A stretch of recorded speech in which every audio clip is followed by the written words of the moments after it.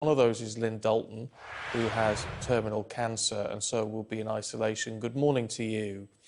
Good Um, morning. Look, it's very difficult under any circumstances, particularly under yours. What are you Indeed. planning? Well, I will be seeing my children today, I've got to say. Um, I don't particularly want to flout the rules, but this is probably going to be their last Mother's Day.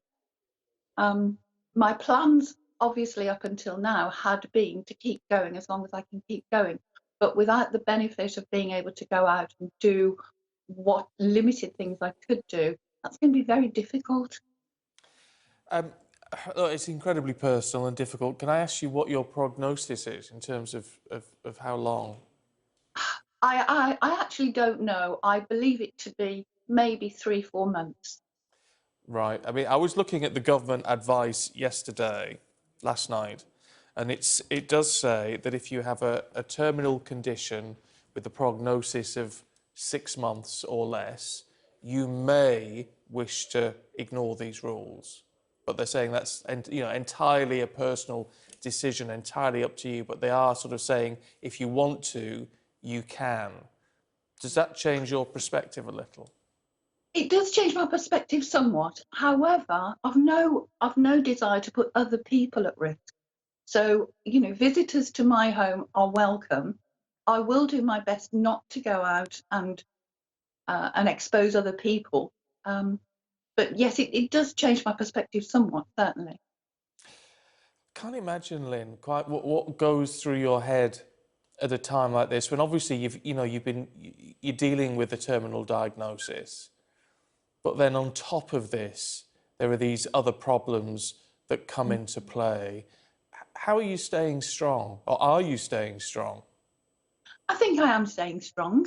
I've got a great support network. I've got wonderful children. I've got some great sisters and an extended family who are all brilliant.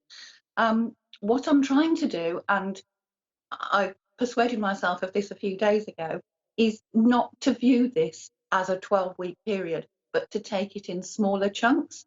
And doing that, finding myself activities that I can do inside my home, craft activities, painting, drawing, that sort of thing, and try and focus on the next 3 or 4 days and then on to the next 3 or 4 days beyond that, rather than watch the 12 weeks stretch out ahead of me Yeah, and find I've been nowhere in the last 12 weeks.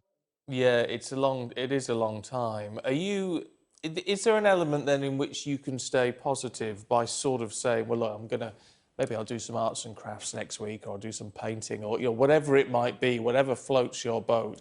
Is it actually possible to stay quite positive if you adopt that sort of mindset? For me, I think so. It won't work for everyone, but for me, I think so. And that's what's kept me going through the last 12 months when I've known my diagnosis, my prognosis. Focusing on the shorter term, try and do this in the next few days, try and do that in the next few weeks. And yes, I believe that is what's helped me stay positive.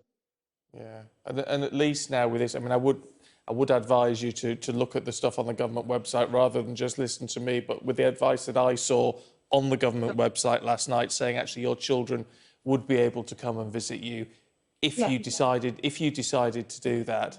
I mean, that hopefully would be, quite some comfort in thinking that you can see them throughout absolutely. And not your just, last few months.